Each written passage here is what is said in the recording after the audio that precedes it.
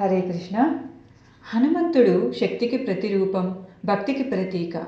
శ్రీరాముని సేవలో జీవం అర్పించిన మహాభక్తుడు.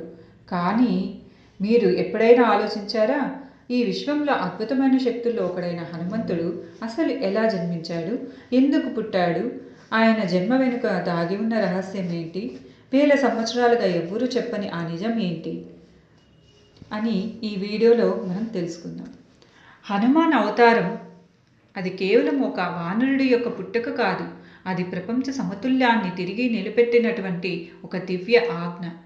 త్రేతాయుగంలో దేవతలు, ఋషులు, భూమి తల్లి కూడా ఒక సమస్యతో బాధపడుతూ ఉన్నారు. అయితే రాక్షసులు పెరిగి ధర్మం సైతం తలదించుకునింది. రాక్షసరాజు రావణుడు తన తపస్సుతో అన్ని లోకాలపైన ఆధిపత్యాన్ని సంపాదించాడు. ఇక భూమి తల్లి విష్ణువు ముందు ప్రాధేయపడింది. ప్రభు, ధర్మం క్షీణిస్తుంది, ఈ దుష్టశక్తిని నాశనం చేయగల మహాశక్తిని పంపించు, మీరే ఈ లోకాన్ని కాపాడాలి అని ఇక విష్ణుమూర్తి శ్రీరాముడిగా అవతరించడానికి సిద్ధమవుతూ ఉండగా శివుడు కూడా నిశ్శబ్దంగా తన పనిని ఆరంభించాడు.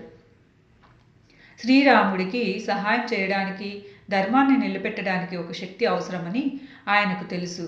అది అనంతమైన భక్తి, అపారమైన శక్తి, అమర చైతన్యం కలిగిన శక్తి కావాలి అని ఇక ఒకరోజు దేవతల సభలో శివుడు అన్నాడు, శ్రీరాముడు అవతరించిపోతున్నాడు, ఆయన సేవకుడిగా ఒక శక్తి జన్మించాలి అని. ఆ శక్తి నాలోని భక్తి రూపం అవుతుంది. నా తేజస్సు అతనిలోనికి ప్రవేశించి శ్రీరాముడి సేవలో తనను తాను మర్చిపోయే భక్తునిగా అవతరిస్తుంది. అలా నిర్ణయించుకున్నటువంటి పరమశివుడు తన తేజస్సును వాయుదేవుడికి అప్పగించాడు. వాయుదేవుడు ప్రాణశక్తికి ప్రతీక.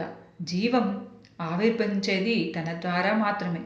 ఆ తేజస్సు వాయు ఒక స్త్రీ గర్భంలోకి చేరుస్తాడు. తన పేరే అంజన.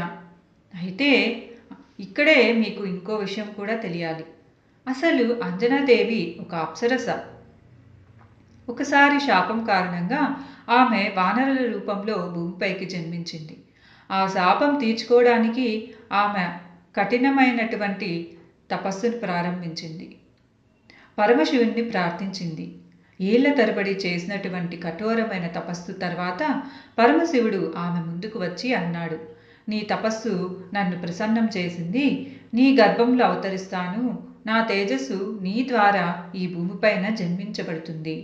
ఇక అదే సమయంలో దశరథ మహారాజు కూడా పుత్రకామేష్టి యజ్ఞం చేస్తున్నారు.